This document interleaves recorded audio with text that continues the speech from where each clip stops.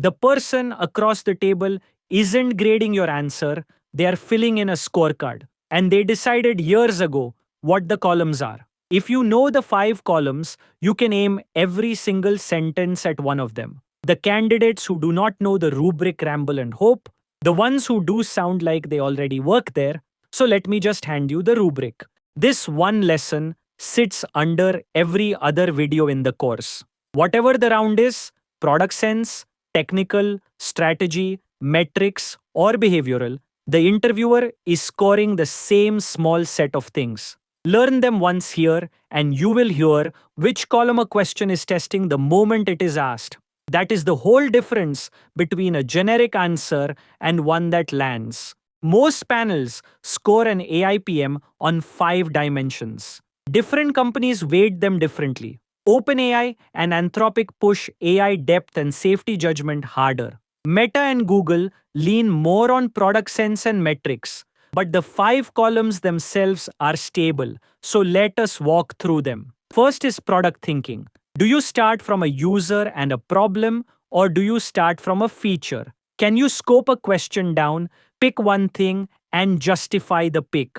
The strong signal here is simple.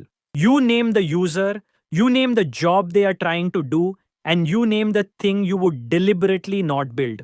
Saying no is product thinking out loud. Second is AI depth. Do you actually understand what the model can and cannot do? And does that understanding change your product decisions? The tell is not vocabulary. Anyone can say the words RAG or fine tuning. The tell is a trade off. Something like, I would use retrieval here rather than fine tuning because the policy documents change every week and I need citations. And a fine tuned model would go stale and could not cite its source. That one sentence is worth more than a whole paragraph of jargon. Third is metrics rigor. Every claim you make, can you measure it? Do you pick a North Star, name its guardrails, and know the difference between an offline eval and a live product metric? Saying something vague like, we would track engagement scores near zero. Compare that to, the North Star is tasks completed per weekly active user, and the guardrail is hallucination report rate staying under 1%. Same breath, completely different score. Fourth is communication and structure. Did you say your structure out loud before you dived in? Are you easy to follow? Did you manage the clock? And there is a quiet question sitting underneath all of that, which is, would I want this person presenting to my VP? A rambling answer fails this column even when the ideas inside it are good. Fifth is safety and judgment. This one used to be optional. It isn't anymore, and at a frontier lab, it can decide the whole loop. Do you think about what happens when the model is wrong? When a user misuses the feature? When the thing acts on someone's behalf? Do you design the failure case, not just the happy path? That is the column that separates a 2025 PM from a 2019 one. Let us look at how this turns into a hire or a rejection. Most panels use a 1 to 4 scale on each dimension. 1 is no signal or a negative signal. 2 is below the bar. 3 is at the bar, a higher. 4 is clearly above the bar. After the loop, the interviewers get in a room together and calibrate. Here is the part people get wrong. You do not need a 4 everywhere. You need to clear the bar, a 3, on the dimensions that round is really testing, and you want at least 1 4 so your advocate in that room has something to argue with. A candidate who's a solid 3 across the board and a 4 on AI depth gets hired over a candidate who's a 4 on communication and a 2 on metrics, because that 2 is a blocker. 1 dimension below the bar can sink the entire loop. There are no columns you get to quietly skip. And it is worth knowing why the calibration meeting matters, because it changes how you play. Your interviewers do not just average their scores in isolation, they argue. The person who gave you a 4 becomes your advocate, and they need ammunition. A specific moment where you clearly cleared the bar to defend you against a weaker score from someone else. So your job isn't to be smoothly average everywhere.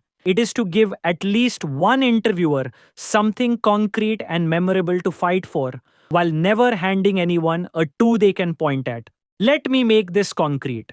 Same question, two candidates. How would you use AI to improve a food delivery app? Candidate A says, there is so much you could do here. You could use it for recommendations, for a support chatbot, for optimizing delivery routes, maybe even generative menus. AI is really powerful for personalization and could drive a lot of engagement. That is a 2 at best. No user, no problem, no pick, no metric, no trade off. It name drops use cases and hopes the interviewer connects the dots for it. Candidate B says, let me pick one user and one problem. Take the customer waiting on an order. Their biggest pain is a wrong ETA, so they refresh the app anxiously and sometimes just cancel. I would build a more accurate ETA model. It is a regression problem with features from live courier GPS, restaurant prep time history by hour, and traffic. North Star is on time delivery rate. My guardrail is that we do not quietly pad every ETA to look good. So I would track ETA error in both directions. And the failure mode I would design for is a confidently wrong ETA. So when the model is uncertain, I would show a range instead of a falsely precise single minute. That is a 3 heading for a 4. User, problem, one pick, the ML problem named, a metric, a guardrail, a failure case. Same question, same time on the clock, completely different scorecard. Consider what makes a hiring manager lean in. It is rarely raw intelligence, it is structure and a trade off and one real number said without panic. The candidate who gets rejected talks in generalities and hopes.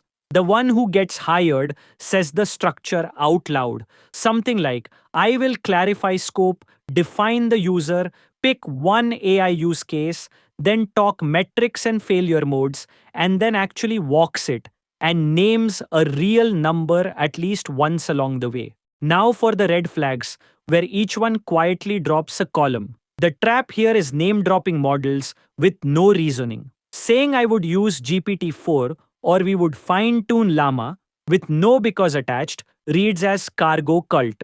The fix is always to bolt on a rather than X because Y. Second trap, no structure. Diving straight into solutions with no stated frame. The interviewer literally cannot follow you, so they cannot score you. Say your steps first. Third, no metric. Making product claims you cannot measure. This will delight users is not a metric. Attach a number or a named rate to every claim you make. Fourth, no clarifying questions. On an open design prompt, jumping to an answer without scoping signals, you will go build the wrong thing in the job too. Spend the first minute clarifying. And the last one, only the happy path. Never mentioning what happens when the model gets it wrong. At a safety-focused lab, that alone can be a rejection. And while we are here, let us kill 3 misconceptions. You do not need to be the smartest person in the room, you need to be the clearest. Clever with no structure loses to organized and calm. There is rarely one right answer to a design prompt, so stop hunting for it. The defensible walk to a committed position is what wins. And technical depth does not mean listing architectures. It means one trade-off that changes a decision. So here is the whole picture. 5 columns: product thinking, AI depth, metrics rigor, communication, and safety judgment. A 1 to 4 scale on each, and you need a 3 on what the round tests plus 1 4 to stand out, with no column left below the bar. Once you can hear which column a question is aiming at, you stop giving generic answers. A define hallucinations question is testing AI depth and communication, so be precise and add the PM implication. A Diao dropped 15% question is testing metrics and structure, so isolate before you conclude. A why anthropic question is testing judgment and whether you actually mean it. Memorize this. They are filling a 5-column scorecard: product thinking, AI depth, metrics rigor, communication, and safety judgment. A clear structure, a real trade-off, and a solid metric